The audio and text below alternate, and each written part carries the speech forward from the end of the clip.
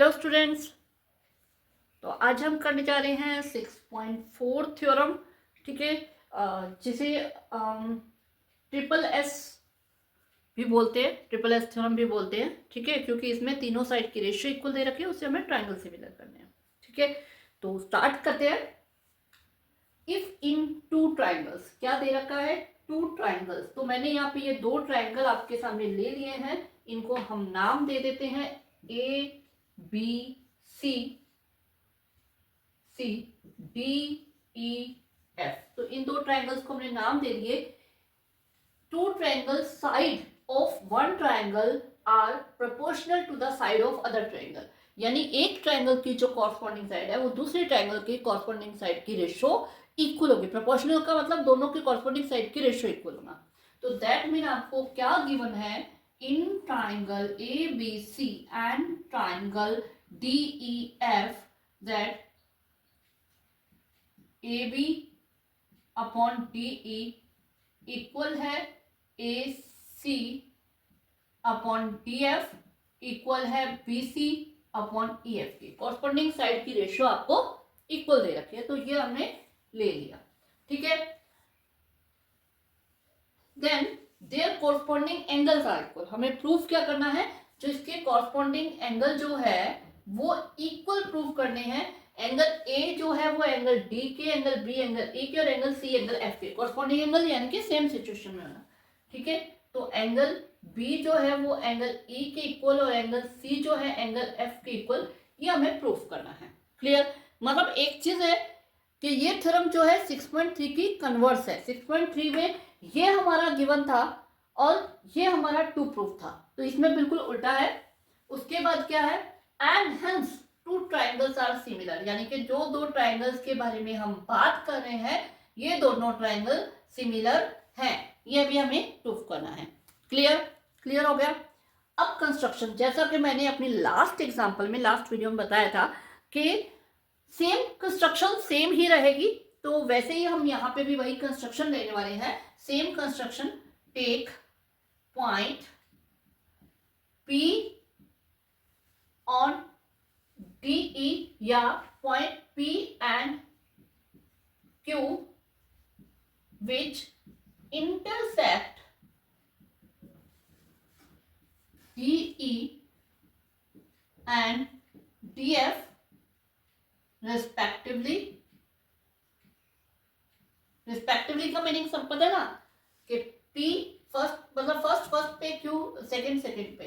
ठीक है, तो जो है P जो है DE के ऊपर है और Q जो है DF के ऊपर है, सच दैट ये दो पॉइंट हमें किस हिसाब से लेने हैं? मतलब हमने यहाँ पे पॉइंट ले लिया है P और यहाँ पे पॉइंट ले लिया है Q, तो हमें किस हिसाब से लेना है कि AB जो है वो DP के इक्वल होगा और AC जो है वो DQ के इक्वल होगा। और एक कंस्ट्रक्शन और हम करेंगे, ज्वाइन PQ। ठीक है, P एंड Q को हमें ज्वाइन कर देना है।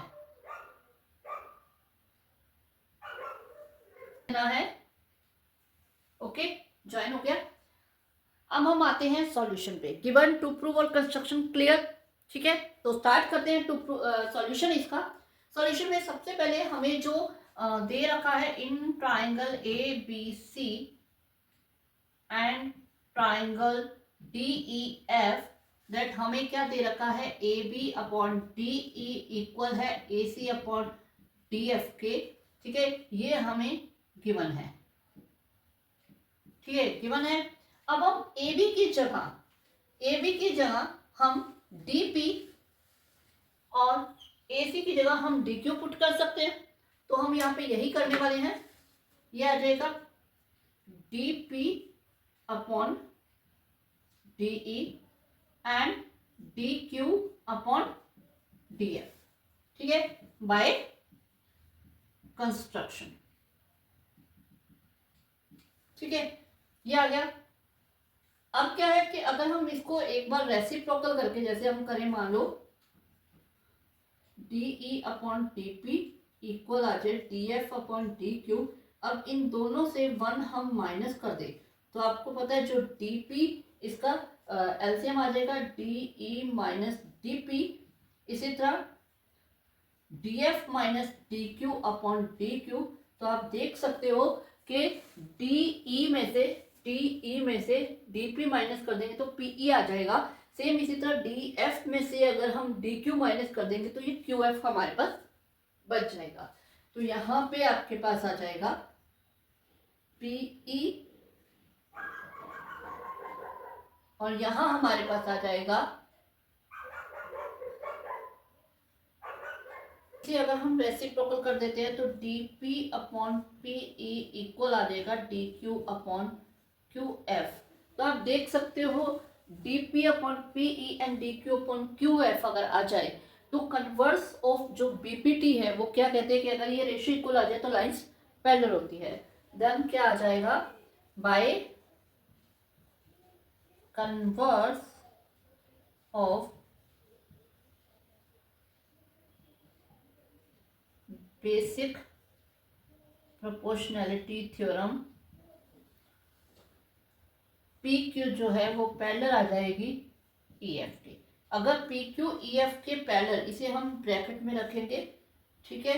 अगर पी क्यू ई एफ के पैरेलल है तो जो ये एंगल है, एंगल पी जो है एंगल ए के इक्वल आ जाएगा, क्यों आ जाएगा, कॉरस्पॉन्डिंग एंगल, ठीक है। इसी तरह एंगल क्यू जो है एंगल एफ के इक्वल आ जाएगा, ठीक है।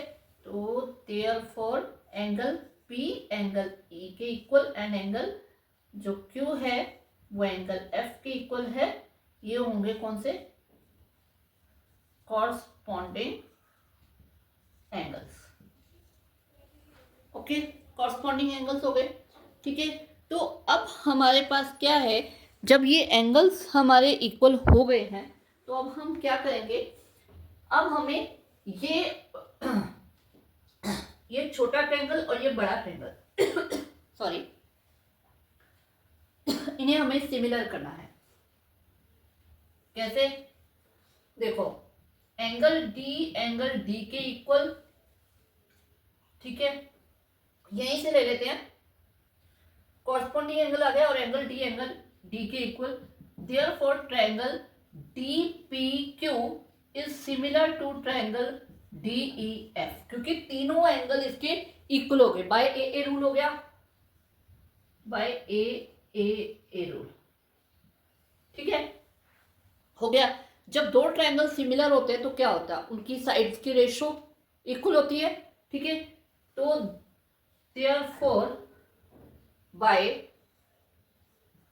सीपीएसटी क्या हो जाएगा, ये आ जाएगा डी पी अपॉन डी ई, छोटे ट्रायंगल की साइड और बड़े ट्रायंगल की साइड, ठीक है। इसी तरह D Q upon D F, छोटे ट्रायंगल की बड़े ट्रायंगल की, P Q upon E F, this, ठीक है।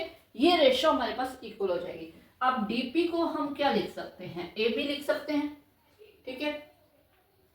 या डीपी को हम ए बी और डी क्यू को ए सी लिख सकते हैं।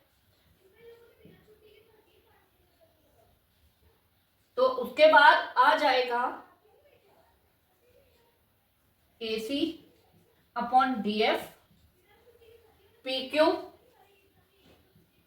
Upon E F, P A B D Q A C, ये कर दिए, ये आ गया। बट हमें गिवन क्या है, गिवन है हमें A B upon D E जो है वो इक्वल है A C upon D F के, और ये इक्वल है B C upon E F के। ये हमें गिवन है यहाँ पे, ये, ठीक है, ये हमें गिवन है, ठीक है। अब आप देख सकते हो कि दिस एंड दिस ये दोनों सेम है, सॉरी दिस, इसी तरह ये भी आपका सेम है, इसमें भी आपका क्या है, सिर्फ ये और ये अलग है। अगर ये सारा कुछ सेम है इसका मतलब पी क्यू बी सी के इक्वल होगा, तभी ये इसके इक्वल आए। तो देयरफॉर क्या आ जाएगा, पी क्यू जो है वो इक्वल है बी सी के। अब पी क्यू जब बी सी के इक्वल आ गया है, ठीक है, पी क्यू बी सी के इक्वल आ गया, तो हम क्या लेते हैं, इन triangle A B C and triangle D P Q, इन दोनों में देखो आप, पी क्यू इक्वल है बी सी के, ये हमने अभी प्रूव किया हमने, प्रूव। और जो डीपी है, मैंने उल्टा लिख दिया, सॉरी, जो ट्राइंगल हम पहले लेते हैं उसके बारे में हमें पहले लिखना होता है। तो यहाँ पे B C is equal to P Q और यहाँ पे A B is equal to D P and A C is equal to T Q. ये दोनों क्या हमारे कंस्ट्रक्शन है। ठीक है, अब जब तीनों साइड आपस में इक्वल हो गई हैं देन बाय एसएस रूल क्या हो जाएंगे, दोनों ट्रायंगल कॉन्ग्रुएंट हो जाएंगे।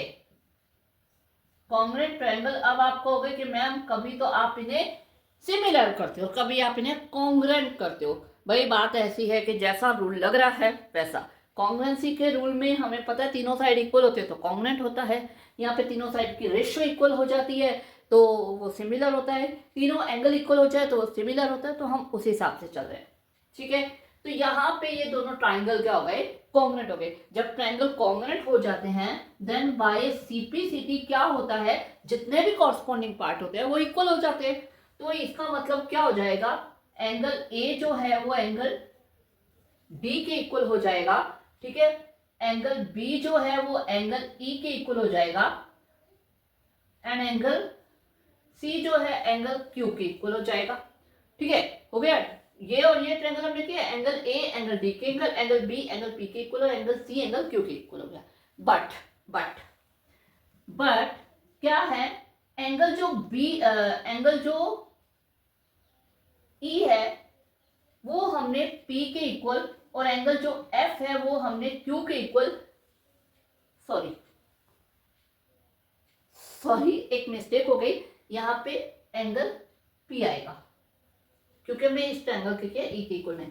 ठीक है, तो ई जो है वो पी के इक्वल और एफ जो है क्यू के इक्वल, ये हम पहले कर चुके हैं, वो हमारे पास ये रहा, ये हम पहले प्रूव कर चुके हैं।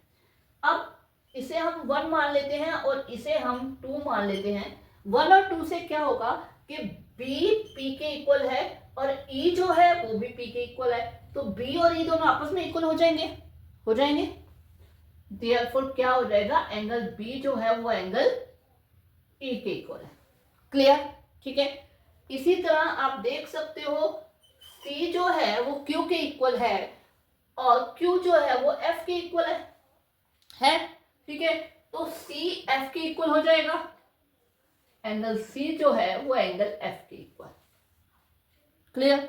अब हमें पता है दो एंगल अगर इक्वल हैं तो फिर डेफिनेटली एंगल ए भी एंगल डी के इक्वल होगा, क्योंकि एंगल सम प्रॉपर्टी के हिसाब से अगर ये दो एंगल जितने होंगे ए भी ए डी के इक्वल आ ही जाएगा एंगल सम प्रॉपर्टी से।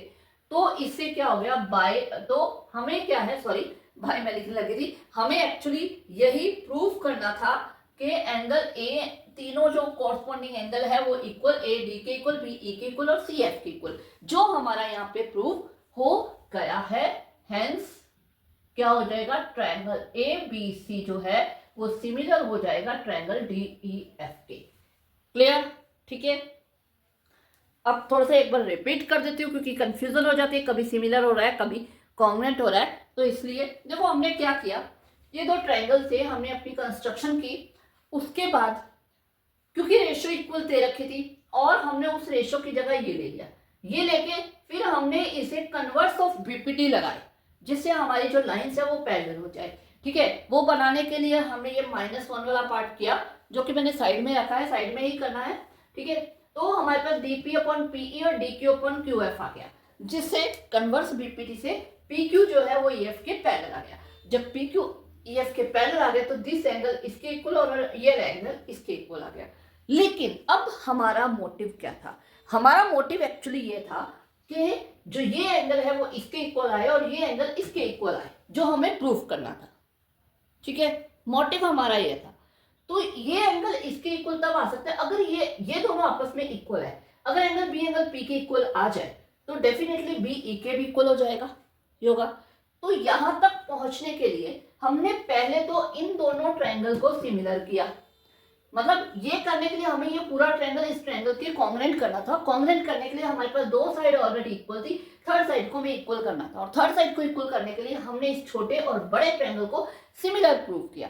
सिंपल, ये एंगल इसके इक्वल, ये एंगल इसके इक्वल, ये एंगल कॉमन, तो दोनों ट्रायंगल के होंगे सिमिलर। सिमिलर होने से दोनों ट्रायंगल की जो कॉरस्पॉन्डिंग साइड की रेशियो है वो इक्वल हो गई। ठीक है, वहां पे हमने ये दोनों वैल्यूज पुट की, ये बन गया और ये हमें गिवन था। इन दोनों का यूज करके पी क्यू बी सी के इक्वल आ गए। पी क्यू जब पी सी के इक्वल आ गए और बाकी दोनों साइड ऑलरेडी इक्वल थी, तो तीनों साइड इक्वल होके हमारे ट्रायंगल क्या हो गए, कॉन्ग्रुएंट हो गए। ट्रायंगल कॉन्ग्रुएंट होने से कॉरस्पॉन्डिंग एंगल इक्वल हो गए। ठीक है, वैसे इसी से हमारा, सॉरी ये हमें इससे करने की जरूरत नहीं है क्योंकि ये भी ए और डी से हो गया, कॉन्ग्रुएंट है तो। ठीक है, तो ये दोनों इसके इक्वल हो गए। जब एंगल बी पी के इक्वल हो गया, पी ए के इक्वल है, तो ये इसके इक्वल हो गया, सिमिलरली ये इसके इक्वल हो गया, तो तीनों एंगल इक्वल आ गए। ओके।